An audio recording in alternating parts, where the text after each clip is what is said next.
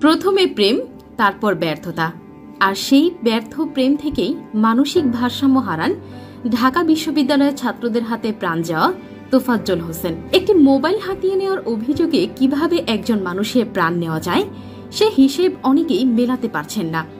হিসাব হয়তো মেলাতে পারছেন না তোফাজ্জলের সেই প্রেমিকাও।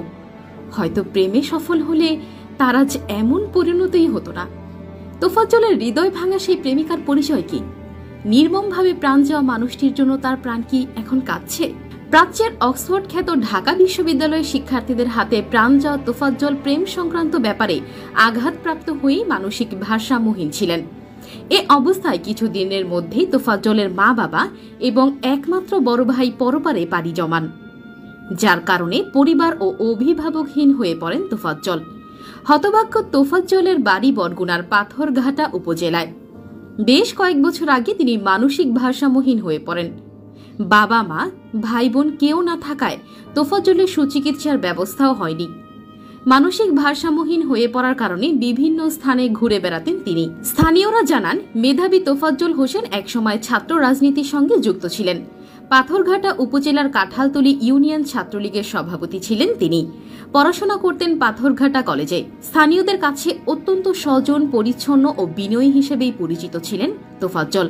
কিন্তু হঠাৎ করেই তার পরিবারে নেমে আসে একের পর এক স্বজন হারানোর বেদনা। ১৩ বছর আগে ২০১১ সালে সড়ক দুর্ঘটনায় প্রাণ হারান তার বাবা আব্দুর রহমান। এরপর স্থানীয় এক মেয়ের সঙ্গে প্রেমের সম্পর্কের বিচ্ছেদ হওয়াকে কেন্দ্র করে তিনি কিছুটা মানসিক ভারসাম্যহীন হয়ে পড়েন। ওই নারীর ব্যক্তিগত জীবন যাতে ক্ষতিগ্রস্ত না হয় সেজন্য তার নাম পরিচয় গোপন রাখা হয়েছে। তবে তোফাজ্জলের দুঃখ হয়তো তিনি সারা জীবনই বয়ে বেড়াবেন। ১১ বছর পর ২০১৩ সালে ক্যান্সারে আক্রান্ত হয়ে প্রাণ হারান তোফাজ্জলের মা বিউটি বেগম। মা হারানোর শোকে মানসিক সমস্যা আরও বৃদ্ধি পায় তোফাজ্জলের।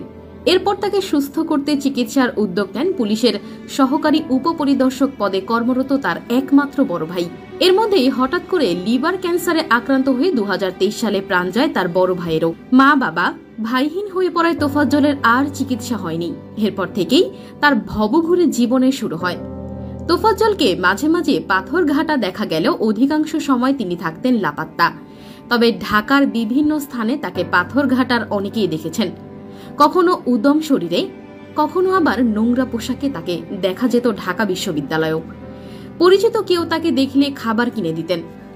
আবার কারো কারো কাছ থেকে টাকা নিয়েও তিনি খাবার কিনে খেতেন। খাবারের বাইরে তার অন্য কোনো চাহিদা ছিল না।